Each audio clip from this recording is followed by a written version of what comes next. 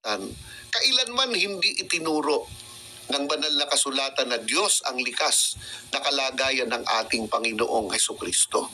Tama po kayo dyan, kapatid na Jerry.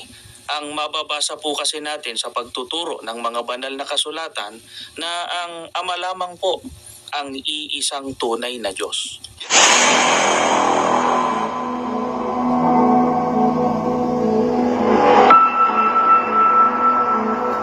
Paano sasawayin? 1.13 ng Tito.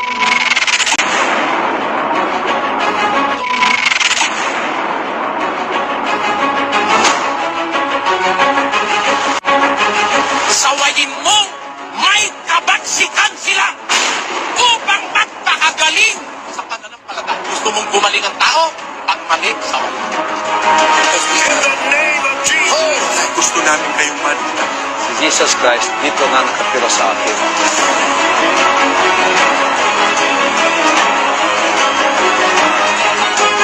Ang pagmamahal sa kapwa, pati yung nasa labas ng iglesia nila, pinakikialamang hatulan.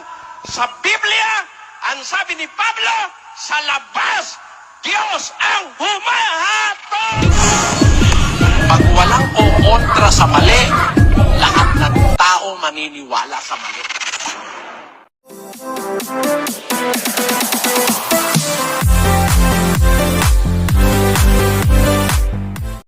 Ito po yung gusto ko pong pag-usapan po natin dito sa ating programang Expose the Truth, mga kaibigan.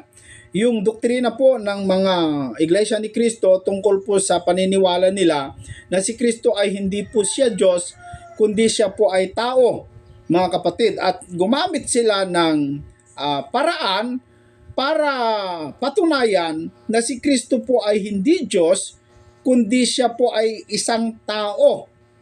At ang kanilang ginamit na paraan, mga kaibigan, ay ito po yung ating titignan.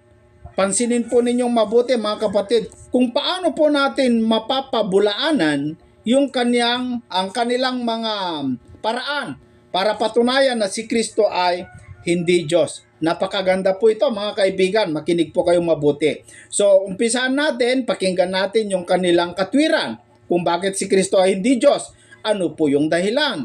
Ano po yung kanilang patayan? Narito po. Sa palatuntunang ito ng Iglesia ni Cristo. Magandang araw po sa inyo, kapatid na Jerry. Magandang araw din sa iyo, kapatid na ER. Simulan na natin ang ating ipaglilingkod na pagtalakay sa ating mga taga-subaybay sa pagkakataong ito. Isang malaganap na paniniwala ng mga tao sa daigdig na ito, kapatid na ER, na ang ating Panginoong Sukristo ay Diyos sa likas na kalagayan. Subalit, alam din ng mga kababayan natin na tayong mga Iglesia ni Cristo ay naninindigan sa pagtuturo ng banal na kasulatan, kailanman hindi itinuro ng banal na kasulatan na Diyos ang likas na kalagayan ng ating Panginoong Hesukristo. Tama po kayo dyan, kapatid na Jerry. Ang mababasa po kasi natin sa pagtuturo ng mga banal na kasulatan na ang Ama lamang po ang iisang tunay na Diyos. Yan ngayon ang ating ipaglingkod. Ano ba ang mga patutuo na mababasa sa banal na kasulatan o sa Biblia na doon ay tinuturo na hindi Diyos ang likas na kalagayan ng ating Panginoong Sukristo? Sa halip, ang iisang Diyos lamang ay ang Ama na nasa langit. Ang mga halimbawa po ay ang pagtuturo po mula sa banal na kasulatan na ang tunay po na Diyos ay may mga katangian pong taglay na hindi naman po tinataglay ng ating Panginoong Hesukristo. Kung ang Panginoong Hesukristo po ay Diyos, sana po ay taglay niya po yun. Lamang ay hindi po taglay o hindi makikita sa Panginoong Hesukristo, katunayan po yun ng malaking pagkakaiba po nila. Yan ang ating talakayin sa ating mga taga-subaybay. Opo. Isa-isahin natin yan. Mga katangiang taglay ng tunay na Diyos, pero hindi taglay ng ating Panginoong Hesukristo. Opo. Ano ang isa sa katangiang taglay ng ating Panginoong Diyos na hindi taglay ng ating Panginoong Hesukristo? Ganito po ang mababasa nating sagot dito po sa Aklat ng Awit, sa 92, pakinggan po natin mga mahal na taga-subaybay, ito pong sinasabi ng banal na kasulatan. Bago nalabas ang mga bundok o bago mo nilikha ang lupa at ang sanglibutan, mula nga ng walang pasimula hanggang sa walang hanggan, ikaw ang Diyos. Alinsunod po sa pahayag ng banal na kasulatan, ang tunay po na Diyos, wala pong pasimula. Paano kung ang dinidiyos po ng tao ay mayroong pasimula o pinagmulan? Tunay na Diyos po ba yun? Ay, hindi po tunay na Diyos yun. Puntahan natin ang ating Panginoong Sokristo kasi sa iba, Diyos ang pagkilala nila sa Panginoong Sokristo. Ayon sa Biblia, ang Panginoong Sokristo ba ay wala ring pasimula o walang pinagmulan? Ganito po ang sagot sa atin ng banal na kasulatan dito po sa Juan sa 8:42. Dinggin po natin itong pahayag ng ating Panginoong Hesukristo. Sinabi sa kanila ni Jesus, kung ang Diyos ang inyong Ama, ay inyong iibigin ako, sapagkat ako'y nagmula at nanggaling sa Diyos. Sapagkat hindi ako naparito sa aking sarili, kundi sinugo niya ako. Sana napansin niyo po mga mahal naming taga-subaybay. Ayon mismo sa pahayag ng Panginoong Hesukristo, ako'y nagmula at nanggaling sa Diyos. Sa makatwid, kapatid na ER, at ito ay mahalagang maunawaan ng ating mga taga-subaybay. Ibang-iba po ang ating Panginoong Hesukristo kung ihahambing o ikukumpara sa tunay na Diyos. Ang ating Panginoong Hesukristo, mayroon pong pinagmulan. Samantalang ang tunay na Diyos, wala pong pinagmulan, katumbas ay walang lumikha sa Kanya. Ano pa ang isa sa katangiang taglay ng tunay na Diyos, kapatid na ER? Ganito po ang mababasa natin dito po sa unang Timoteo sa 1:17. Dinggin po natin itong pahayag sa atin ng banal na kasulatan. Ngayon sa haring walang hanggan, walang kamatayan, di nakikita sa iisang Diyos ay ang kapurihan at kalwalhatian magpakailanman siya nawa. Batay po sa pagtuturo ni Apostol Pablo, ang tunay po na Diyos, wala pong kamatayan. Mga mahal naming taga-subaybay, eto na naman po. Sana ay inyo pong napansin yung binanggit sa talata. Ang tunay na Diyos po, wala pong kamatayan. Kaya kapag ka ang kinikilalang Diyos ng tao ay may kamatayan o namatay, kapatid na ER, tunay na Diyos po ba yun? Hindi po tunay na Diyos yung Jerry. Muli, puntahan natin ang ating Panginoong Hesukristo. Alinsunod sa pagtuturo ng banal na kasulatan. Ang Panginoong Hesukristo ba ay taglay ang katangian yan ng tunay na Diyos? Wala rin ba siyang kamatayan? Ganito po ang mababasa natin dito po sa Juan sa 19:30 at 33. Nang matanggap nga ni Jesus ang suka ay sinabi niya, naganap na at iniyukayok ang kanyang ulo at nalagot ang kanyang hininga. Ngunit nang magsiparoon sila kay Jesus at makitang siya'y patay na, ay hindi na nila inumog ang kanyang mga hita. Alinsunod po sa pahayag ng banal na kasulatan, ang ating Panginoong Hesukristo po ay namatay. Hindi nga po ba totoo ito? Nang pakuan noon sa krus, ang Panginoong Hesukristo ay nalagutan siya ng hininga na ang katumbas ay namatay po siya. Bukod sa Ayan po mga kaibigan, yung kanilang katwiran, kaya naninindigan sila na si Kristo po ay hindi tunay na Diyos, kundi si Kristo po ay tao sapagkat wala sa kanyang taglay yung taglay ng Ama na tunay na Diyos. So kung hindi tunay na Diyos si Kristo, siya ay tao. Yun po ang kanilang konklusyon. At ang kanilang ginamit na batayan mga kaibigan ay yung kanilang pagkumpara na kung saan doon po sa katangian. Na may katangian ng Diyos Ama na wala sa katangian ni Kristo.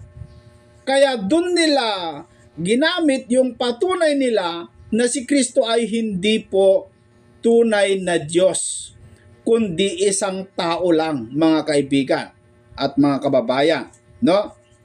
Pero alam nyo mga kapatid, kung susundan natin yung kanilang argumento na si Kristo ay hindi tunay na Diyos sapagkat wala sa Kanya yung katangian ng Diyos Ama, na ang katangian po kasi ng Diyos Ama ay walang pinagmulan, at ang Diyos Ama, ang isa pa sa Kanyang katangian ay hindi namamatay, pero si Kristo ay may pinagmulan at si Kristo po ay namamatay. Yun ang kanilang argumento mga kapatid.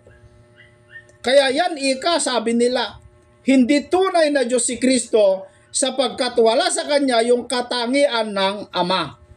So ang gusto po nila mga kaibigan, para mapatunayan na si Kristo ay tunay na Diyos, kailangan yung katangian ng Ama meron din sa Kanya. Alam nyo mga kapatid, yung ganitong argumento, magkakaroon sila ng problema. Mga kaibigan, kung atin pong itatanong sa kanila, kung gayon, hindi tunay na Diyos si Kristo, ano siya?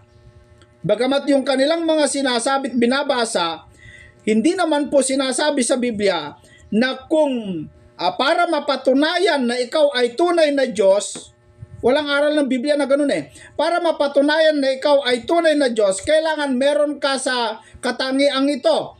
Ay dapat wala kang pinagmulan.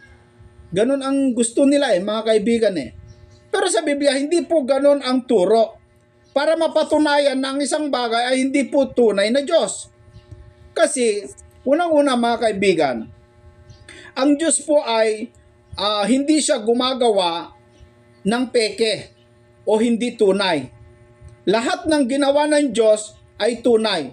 At yan ay hindi po kayang tutulan ng mga iglesia ni Kristo. Kasi po mga kaibigan, kapag tinutulan nila yan, lumalabas na ang Diyos gumagawa ng peke at hindi tunay. Lahat ng mga ginawa ng Diyos mga kaibigan ay tunay. Walang peke at walang hindi tunay. Lahat yon ay tunay. Ginawa ka ng Diyos na tao, tiyak na tiyak ikaw ay tunay na tao.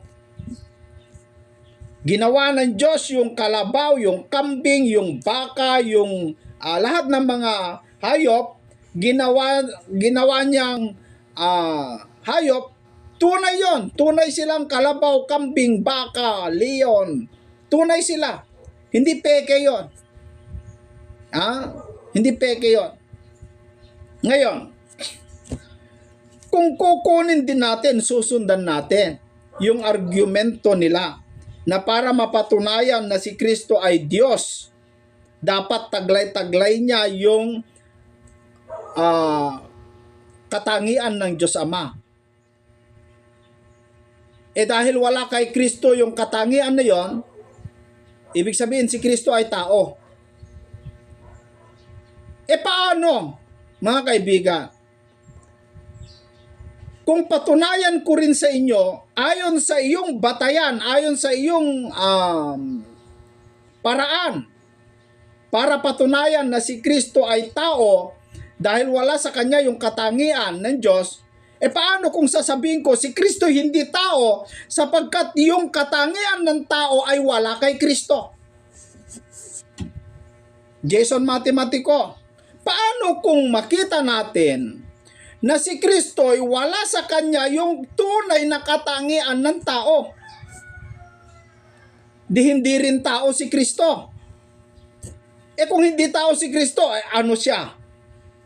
Mga kaibigan, sige nga, mga iglesia ni Kristo, kung ang batayan po ninyo ay hindi Diyos si Kristo dahil wala sa Kanya yung katangian ng Ama, na ang Ama ay walang pinagmulan at ang Ama ay hindi namamatay, si Kristo ay may pinagmulan at namatay, kaya hindi tunay na Diyos, paano kung si Kristo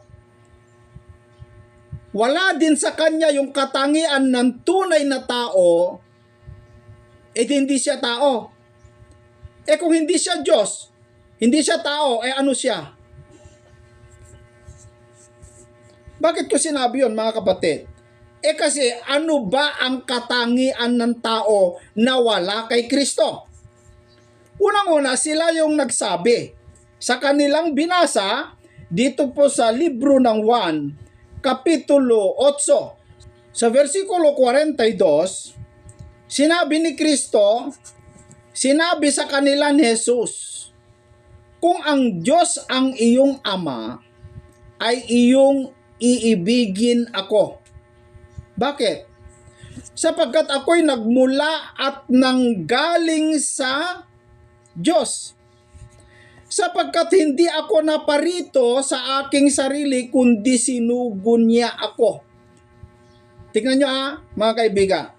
Ibinigay nilang talata ito Si Kristo daw, nagmula sa Diyos. Saan sa Diyos nagmula? Dahil sinugo siya ng Ama. Saan sa Diyos siya nagmula? Diyan pa rin, mga kaibigan. Dito po sa libro ng sa 1, sa versikulo 18. Walang taong nakakita kailanman sa Diyos. Ang bugtong na Diyos na nasa sinapupunan ng Ama, siya ang nagpakilala sa Kanya. Si Kristo nanggaling sa Diyos, at hindi lang basta sa Diyos, kundi mismo doon sa sinapupunan ng Ama. At sabi dito, walang taong nakakita kailanman sa Diyos. Kung tao si Kristo, bakit kaya nakita niya ang Diyos? Sinungaling ba si Kristo na sinabi niya na walang taong nakakita kailanman sa Diyos? Bakit napatotohanan ni Kristo? Bakit niya pinapatunayan? Kasi nakita na ang Diyos. Kung tao siya, ang katangian ng tao, hindi nila makita ang Diyos. Bakit si Kristo nakita niya? Isa pa, ang tao, mga kaibigan, ay nanggaling sa alabok. At sa alabok din siya paroroon. Yun ang original na tao. Pero bakit si Kristo? Hindi siya nanggaling sa alabok. Saan siya nanggaling? Nanggaling sa langit. Ang tao nanggaling sa alabok ng lupa. Pero si Kristo nanggaling sa Diyos, sa sinapupunan ng Ama, doon sa langit. Ba't hindi taglay-taglay ni Kristo yung katangian ng tao? Para mapatunayan natin na siya ay tao talaga. Mga kaibigan, sige nga, mga iglesia ni Kristo, kung tao si Kristo, bakit yung katangian ng tao ay wala sa Kanya? Kung yun po yung batayan po ninyo, na dahil hindi siya Diyos, dahil wala yung katangian ng Diyos Ama sa Kanya. Alam niyo mga kapatid, mali po kasi yung argumento po ninyo mali po yung pamamaraan po ninyo Bakit? Ang Diyos Ama walang pinagmulan. Si Kristo hindi dahil nanggaling kay Kristo, nanggaling sa Diyos, hindi na siya Diyos. Nanggaling nga sa Kanya Yung Kristo nanggaling sa Ama, sa sinapupunan ng Ama. Di pati si Kristo wala din pinagmulan dahil yung kanyang pinagmulan ay nanggaling doon sa Ama na walang pinagmulan. Di ibig sabihin si Kristo wala ding nanggaling din sa walang pinagmulan. Naisip nyo ba yon mga kapatid? Na si Kristo ay nagmula siya doon sa Diyos Ama na walang pinagmulan. Sa makatuwid, pati si Kristo wala ding pinagmulan, yung kanyang pinagmulan. Sa makatuwid si Kristo ay nagmula doon sa walang pinagmulan.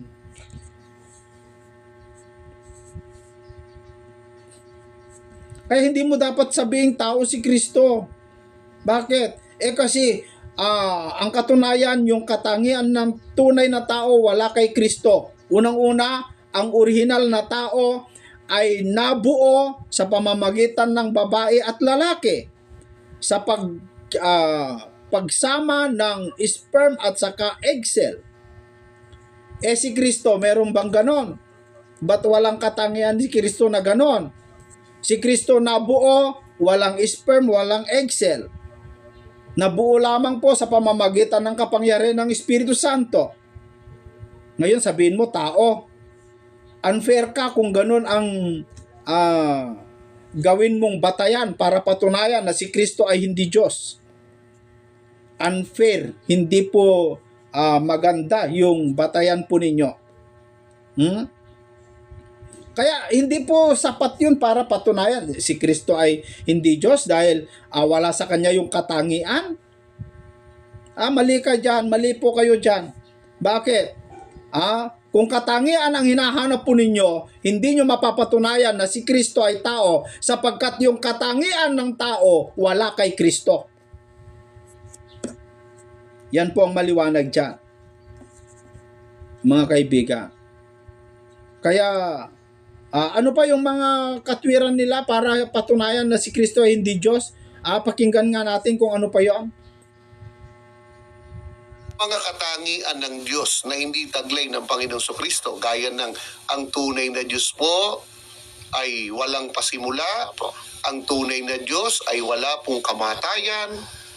Ano pa ang katangian ng tunay na Diyos na hindi taglay ng ating Panginoong Kristo? Ganito naman po ang mababasa natin dito po sa Isayas, sa 44 at 8. Dinggin po ninyo, mga mahal naming taga-subaybay. Kayo'y huwag mga takot o magsipangilabot man. Hindi ko baga ipinahayag sa inyo ng una at ipinakilala? At kayo ang aking mga saksi. May Diyos baga liban sa akin? Oo, walang malaking bato. Ako'y walang nakikilalang iba. Alinsunod po sa pahayag mismo ng ating Panginoong Diyos ay wala po siyang nakikilalang iba. Ano ang katumbas nun, kapatid na IR? Siya lamang po ang Diyos. Wala na pong iba. Kapatid na IR, paano kung yung kinikilalang Diyos ng tao ay may kinikilala ring Diyos? Tunay na Diyos po ba yun? Kapatid na Jerry, hindi po tunay na Diyos yun. So ang isa pa sa kanilang batayan, mga kaibigan, ay yung sinabi sa Isayas na walang ibang Diyos liban sa akin, sabi. No? Meron bang ibang Diyos liban sa akin? Wala akong nakikilala. Sabi kasi doon sa Isayas na binasa nila. Yun ba'y sapat na patunay na si Kristo hindi Diyos, mga kaibigan? Bakit sinabi ng Ama yung salitang yon? Kanino niya sinabi yon? Di ba sa Israel, mga kapatid, nagpapakilala ang Diyos sa Israel, sa kanyang mga bayan, na walang ibang Diyos liban sa akin, sabi ng Ama, sa mga Israel. Kaya sabi ng Diyos, kayo'y huwag mga takot, sabi niya sa mga Israel, o magsipangilabot man.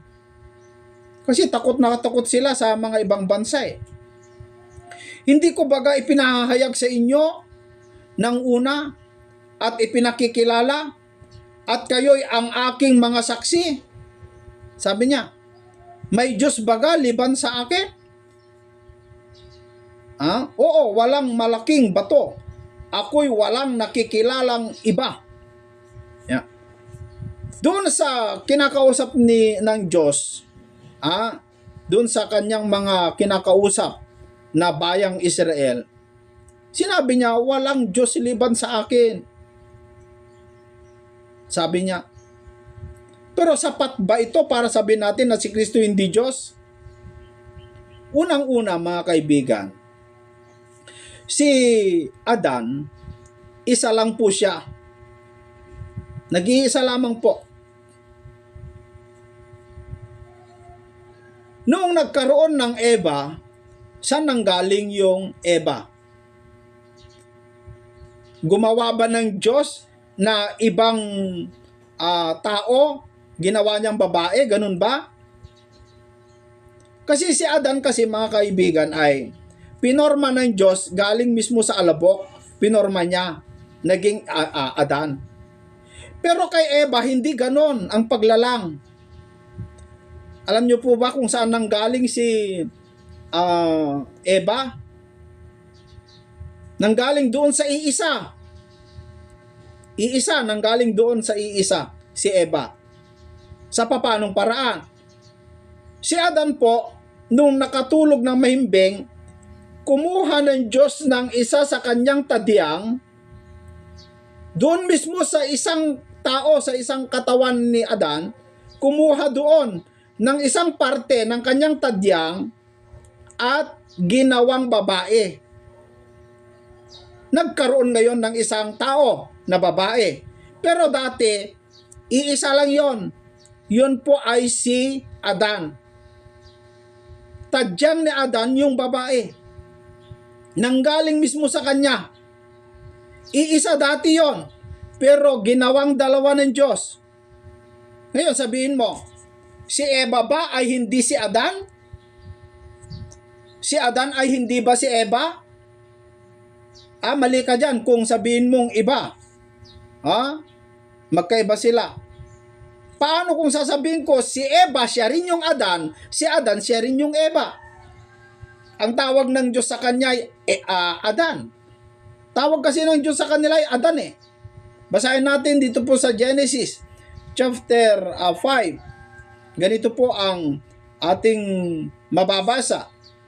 Lalaki at babae silang nilalang at sila'y binasbasan at tinawag na Adam ang kanilang pangalan ng araw na siya'y lalangin. Ganon din po si Kristo. Nanggaling si Kristo mismo doon sa sinapupunan ng Ama. Parte siya ng Ama, mga kapatid. Nanggaling mismo sa parte ng Ama. Iniluwal ng Ama. Katulad ni Adam at saka si Eva, si Adam, parte siya ni Eva. Kinuha mismo ng Diyos doon sa tadyang ni Adan. Tapos ginawang babae. Nung una, iisa yon, Adan yon, Adam. Pero naging dalawa noong kumuha ng Diyos sa isa sa kanyang tadyang para ginawang Eva. Ganon po ang Diyos. Si Kristo po nanggaling mismo sa sinapupunan ng Ama. Yung kalamansi, pumutol ka, nagmarkot ka ng kalamansi, nung hiniwalay mo, na bago ba yung kalamansi? Hindi na ba siya kalamansi? Noong kinuha mo yung kanyang sanga, tapos inilipat mo, hindi na ba siya kalamansi? Kalamansi pa rin. Mga kaibigan, kalamansi pa rin. Yun lang, yung itinransfer mong kalamansi, hindi siya nanggaling sa buto ng kalamansi. Kasi nanggaling mismo sa sanga. Pero yung pinagkunan mo ng sanga, yun ay nanggaling doon sa buto ng kalamansi. So dahil ba hindi nanggaling itong sanga na inilipat mo, ay hindi na siya kalamansi dahil ang katangian ng kalamansi ay dapat manggaling sa buto. Itong isa ay pinutol mo doon sa sanga, tapos itinransfer mo. Hindi siya nanggaling sa buto, kundi nanggaling doon sa sanga. So ibig bang sabihin, hindi na siya kalamansi dahil hindi nanggaling sa buto? Ganun ba ang argumento po ninyo? Yung kalamansi mga kaibigan, nanggaling doon sa isang puno ng kalamansi na nanggaling doon sa buto. Iisa lang yon. Iisa lang yon. Ganon din ang Panginoong Jesucristo, nanggaling sa Diyos Ama, iisa dati. So ibig sabihin si Kristo, kung ano yung katangian ng Ama, yun din ang katangian ni Kristo. Wala ding pinagmulan kasi nanggaling siya sa Ama eh. Ba't namatay? Yun ang issue nila. Ba't namatay? Namatay ba si Kristo, mga kapatid? O baka yung kanyang katawan lang ang namatay? Ha? Hindi po namatay si Kristo, yung kanyang katawan lang ang namatay. Kasi yung kanyang katawan, tao yun, nakitulad yun sa tao. Yung kanyang katawan. Kaya namatay. Pero yung nakapaloob doon sa katawan na yon, hindi namatay yon. Hindi po namatay yon. Sana po naunawaan po ninyo mga kaibigan. Sana po nakita po ninyo. Kung ang katangian ang tinitignan po ninyo, mali po yon. Unang-una si Kristo hindi siya tao. Bakit? Hindi siya kasi, wala kasi sa kanya yung katangian ng tao. Ang tao nanggaling sa alabok, si Kristo nanggaling sa Diyos. Ang tao mabubuo sa pamamagitan ng sperm at saka egg cell. Tayo, nanggaling tayo, nabuo tayo ng gano'n. Pero si Kristo hindi gano'n. Nabuo si Kristo, walang sperm at walang egg cell. Wala, hindi po magkapareho mga kapatid. Pinapahirapan nyo lang ang iyong sarili para sa pagpapaliwanag na wala namang kaliwaliwanag, kadiliman naman. Maraming salamat po. Hanggang sa susunod po muli mga kababayan.